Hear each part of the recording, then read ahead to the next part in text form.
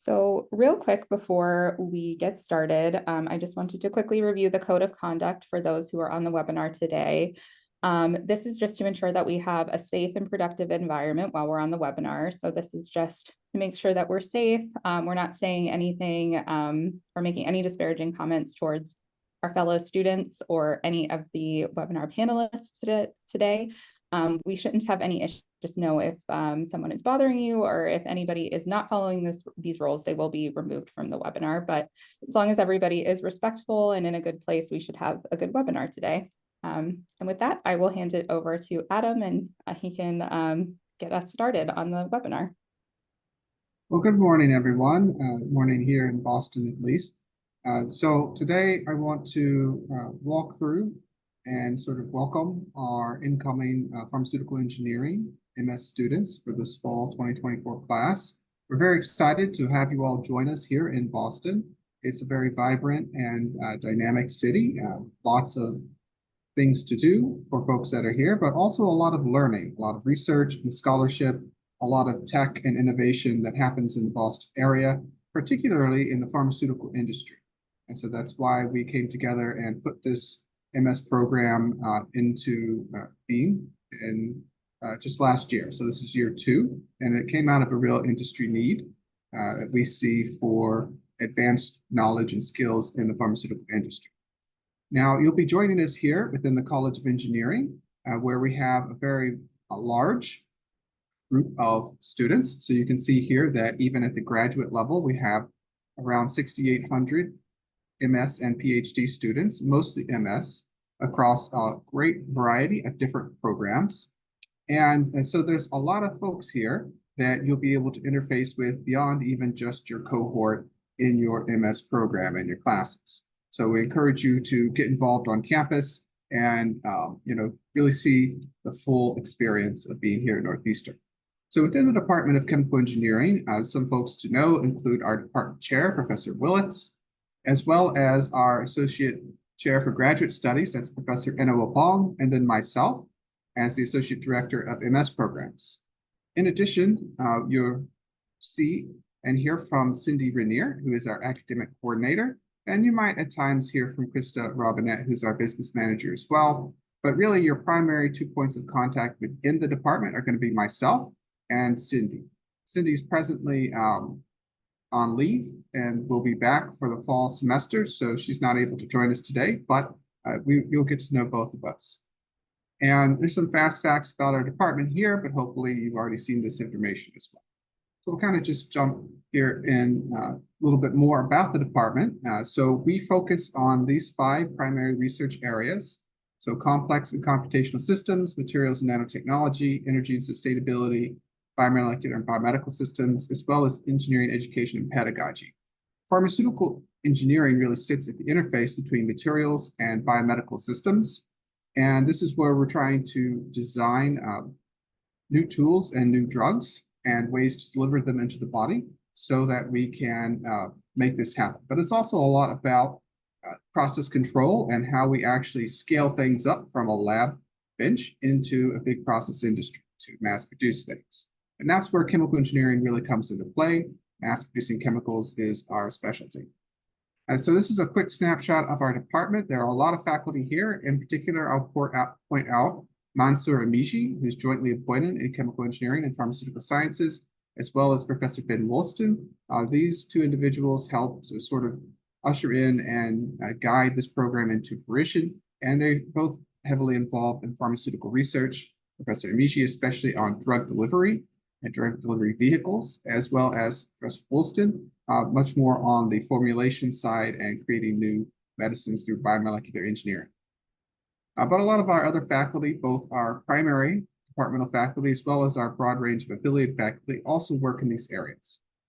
So while you're on campus, you'll be primarily taking courses and potentially looking at doing co-ops if you're not already in industry, but it's also opportunity to get involved in research in some labs on campus if you want to.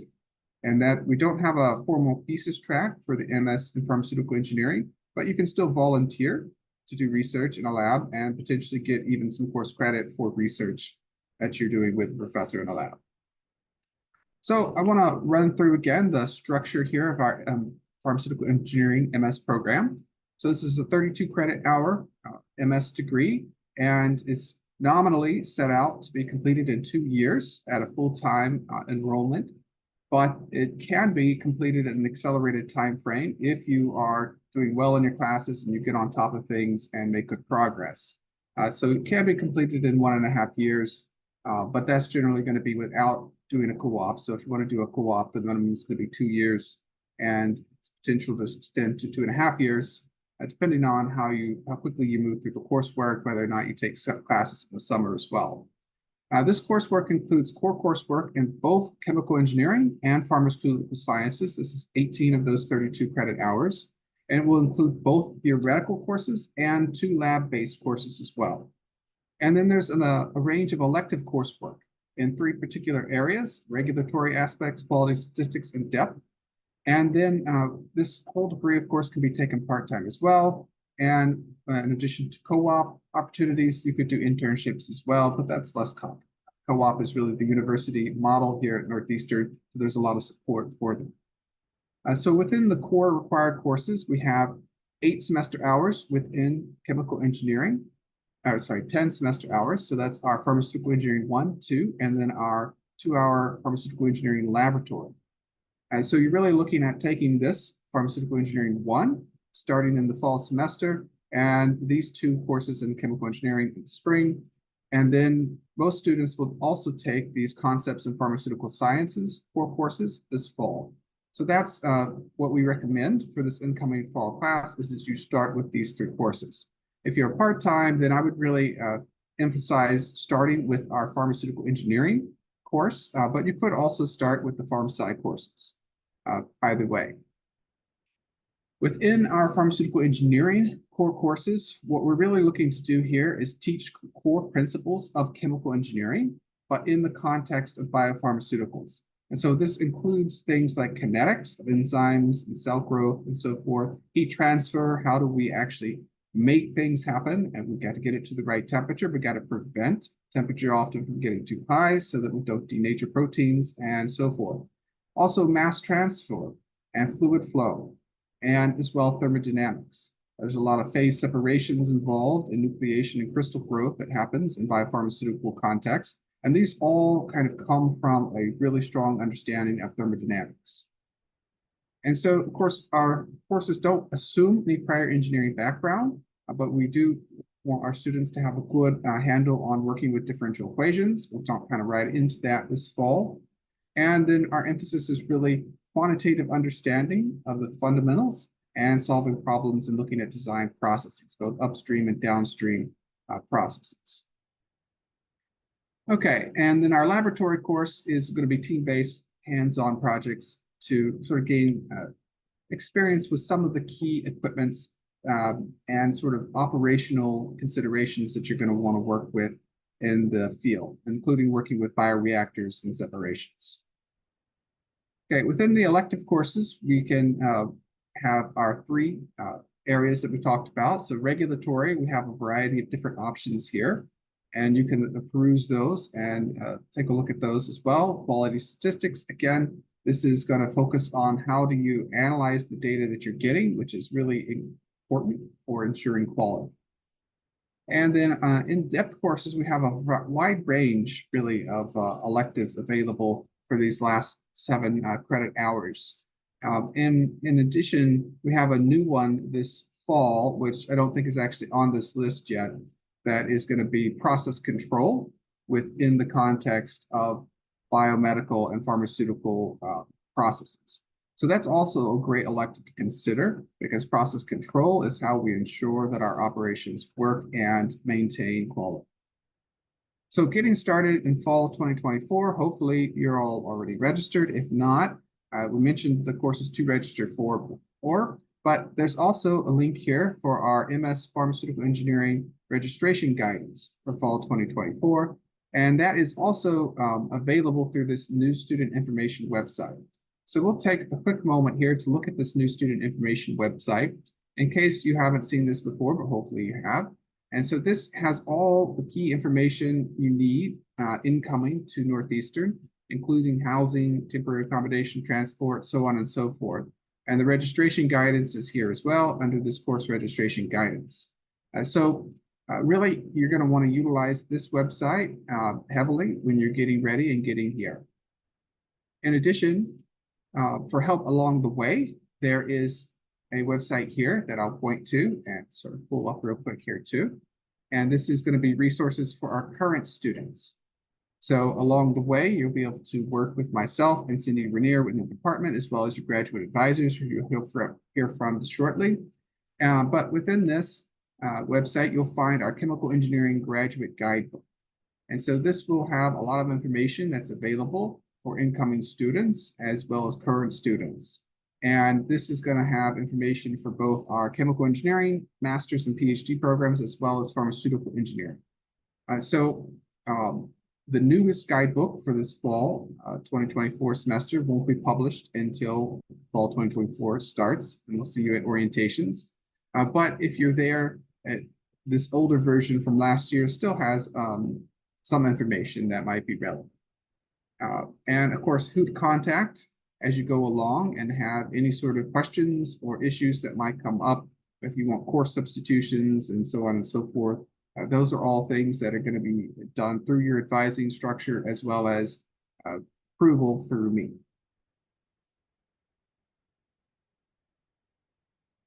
Okay, so some upcoming key dates. We've got our GSE, this is our Graduate Student Services Welcome event, which will be on August 27th. If you're not able to be in person for this event, there will be an in-person component or lead event. They're working to have some kind of a virtual option as well. So we don't expect everyone or require everyone to be here by August 27th. But if you are here, this is a great event to attend. And if you can review some aspects or attend some aspects virtually, we encourage you to do that. Your real orientation that we do expect you to be here for is within the chemical engineering department. So we'll have a graduate student orientation on September 3rd in the afternoon. And then that is the day before your classes begin. So hopefully you're already here and all settled in and ready to get going with classes. And then we'll orient within the department the day before. So we mentioned co-op briefly, but the purpose of this is really to get you experience in industry. And so it's one of the hallmarks of a Northeastern education, and especially at the undergraduate level, almost all of our undergraduate students do co-op. At the master's level, there's a lot more flexibility. Some people are already in industry and don't need to do a co-op, but others also may just want to finish quicker and finish their degree quicker and get out there in the job market. But if you do want to do a co-op, we do still see probably around 40 to 50% of our graduate students pursue and attend co-op experiences. And so this is not entirely, you're not left out on your own in this process either. This is a heavily guided process. So in addition to myself and Cindy in the department, as well as your graduate advisors, you will also have a co-op faculty advisor who will help you prepare for interview. And that all starts with a co-op class. So some of the requirements here for co-op are included. So you do need to do well enough in your classes. So your number one priority this fall is going to be making sure you excel in your classes so that you can keep a minimum GPA of 3.2. And you do have to complete basically 2 full semesters or 16 semester hours of curriculum coursework before you can apply and go on a co-op. And there is a language minimum. And so if you don't currently meet these, most of our incoming students should already meet these. But if you don't, then this is something to work towards as well. And this intro to co-op course is really where you meet your co-op faculty team and write your resume, prepare for interviews, establish your LinkedIn profile and online presence if you don't already have one, and talk about other professional skills. So you would typically, most likely, if you're looking to do a co-op, you would probably try to take this co-op course in the spring of 2025 so that you would be ready to apply for summer and fall 2025 co-ops if you wanted to. All right, so this is optional, but it's necessary for our co-op program because we work closely with both our students before, during, and after their co-op experiences, as well as all of our industrial partners. You can see a collection of some of our industrial partners here, and we do have 4 and 8 month options, but most co-ops are going to be 6 months, January to June or July to December. And 4 months, it's usually, it could be a fall or spring, but most of the time a 4-month option is probably in the summer. And then there is an option sometimes if things are going really well with your co-op, it might get extended. It might start early or get extended late, but usually that's not known ahead of time. Usually that's sort of flexible option for the companies. So within pharmaceutical engineering, you can see some big names right off the top here: Pfizer, Takeda, Moderna, and just biopharmaceuticals in general. There are a lot of great companies in the area, a lot of good opportunities to co-op and get experience. Okay, and so with that now, I will turn it over to Jacob Cherry to give you a quick introduction to our advising team. Yeah, thank you so much, Adam. I really appreciate the opportunity to be here with all of you and to chat a little bit about what our office does with graduate advising.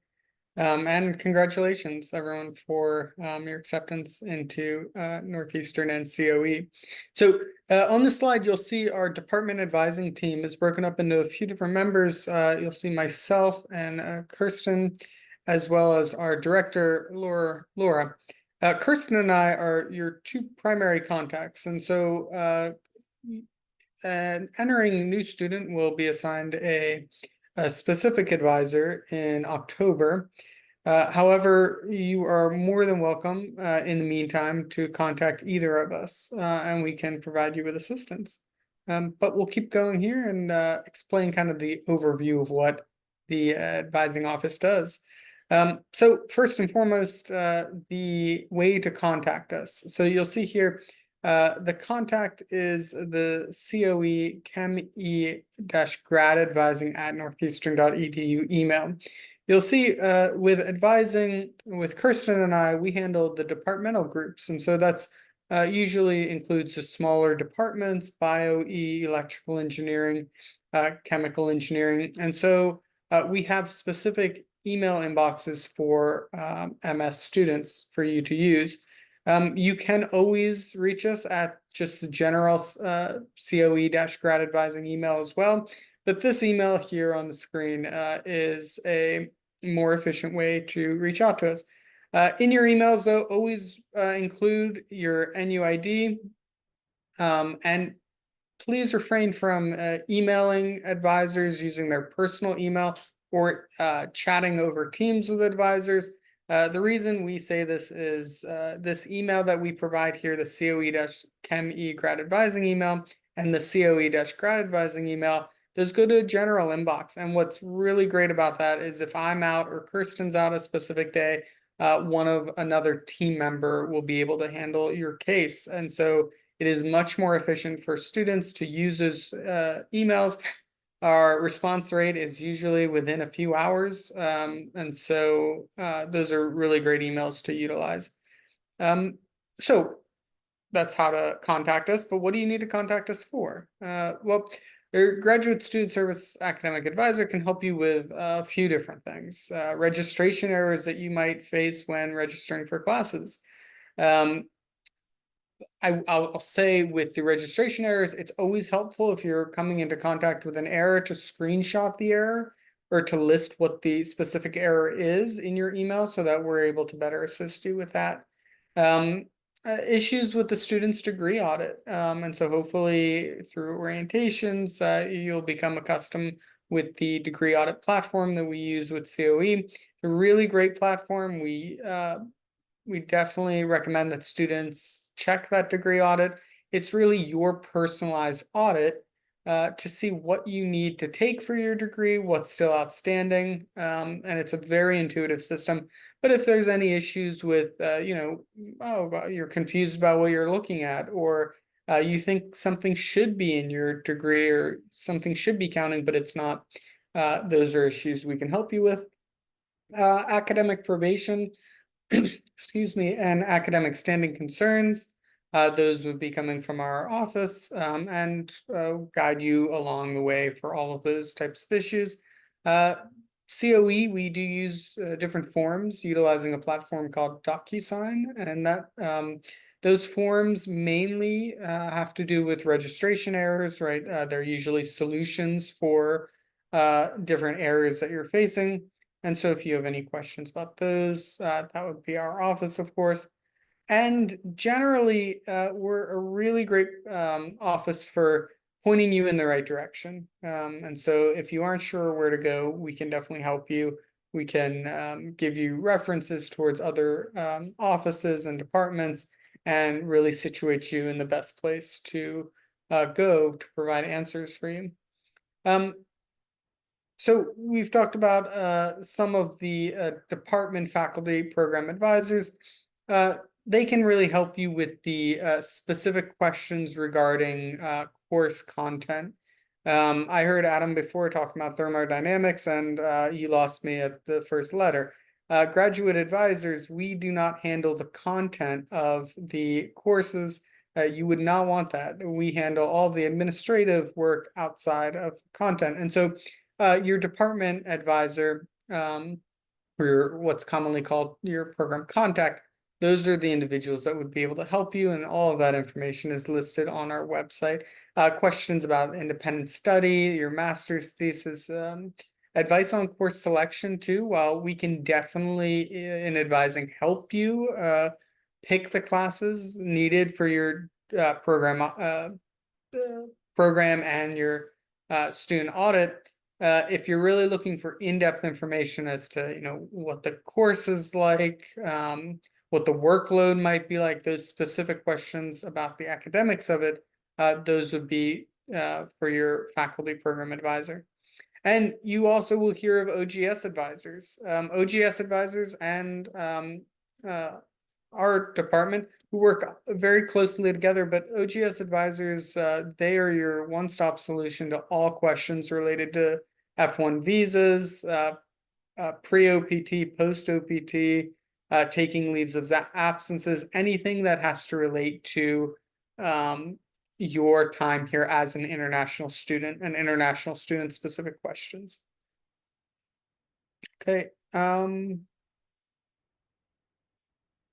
Yeah, we'll go on to the next slide here. So upcoming events. So with the advising office, we're very fortunate to be able to provide virtual office hours.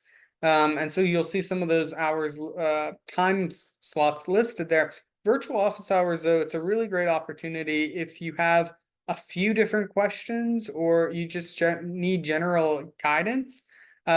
Attending our virtual office hours, that's really a great solution, because you will be seen by either myself or Kirsten, and we'll be able to guide you through your question in a remote setting. We also do registration virtual sessions, which primarily concern the registration process, all things related to class selection, how to utilize the platforms and the systems related to that.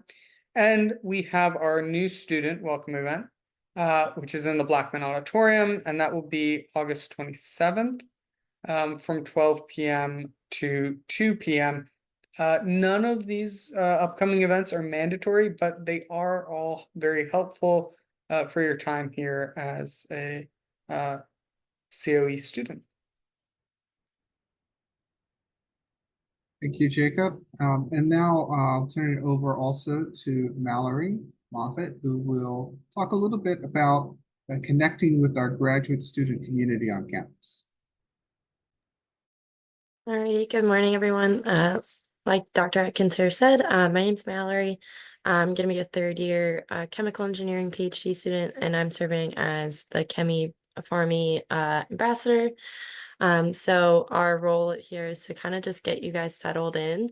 We're here to answer questions about our kind of experiences, what it's like moving to Boston, best ways to find housing, roommates, and all that good stuff. So you can find us with our website as well as through social media, which is, I think, on the next slide. Yeah, so we are all over social media at this point. We have a couple teams on that. And you can always reach us collectively by that listserv email, or on our website, there's my personal email. Feel free to reach out with any questions. And so then the other thing that I'm a part of, I'm on our graduate student council, in which our job is to put on events for y'all, and serve kind of as an in-between between students and the faculty. And so some of the upcoming events we have are listed here. We're really excited about launching our new first year mentoring program. So we can get you signed up with that, and you can work with some older students to kind of show you the ropes on how to, again, just transition through grad school, because your first year can be pretty intense. So yep, those are our websites and those are our events. So please look into those events when you get here. And apart from getting involved in student government and other things like that, there are a bunch of different organizations. The ones listed here are not all encompassing. We also have like BMES and AICE, and I think they're starting a biomaterials one, but I really encourage everyone to get involved in some of these clubs and organizations, because it's a great way to meet other people in your cohort and other people who are older, and they can kind of serve as great resources for y'all. So would definitely recommend that.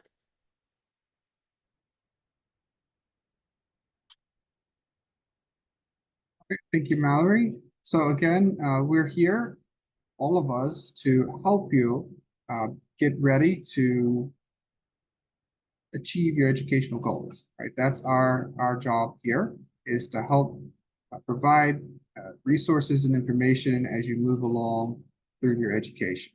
And so whether you're looking to do this full-time or part-time, we really encourage you to make sure that you utilize the resources available to you and address any issues or challenges that might come up sooner than later. And so with that, we'll go ahead and open it up to see if anyone has any questions first.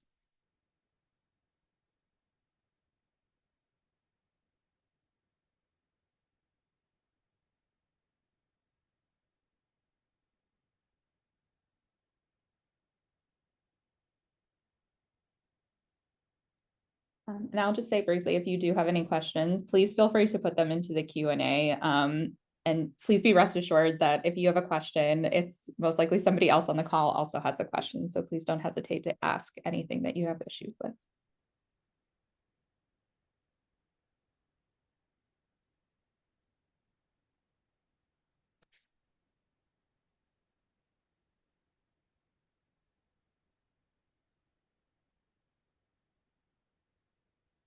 But if nobody has any questions, I'm happy to share the COE grad admissions website. If you have any questions, I'll put that in the chat for everyone. Please feel free to reach out to admissions if you have questions. We're happy to either answer your question, or if we don't know the answer to your question, we're happy to help you troubleshoot and find the correct person. So I think if nobody has questions, we can go ahead and there is one. Oh, there is. Okay, perfect. But I believe the answer is yes, there will be a recording of the presentation. Yes, so that is a great question. Yep, so we did record the webinar today, and then within the next couple of days, you'll be getting the recording of this webinar. If you don't get it for whatever reason, feel free to follow up, but we'll be sending that shortly. Okay.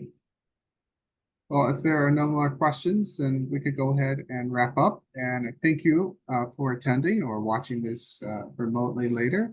And we look forward to seeing you all on campus, especially for our orientation, but also starting the coursework here on the first week of September. Great. And thank you so much to Adam, Jacob, and Mallory for joining today. Have a great night, everyone.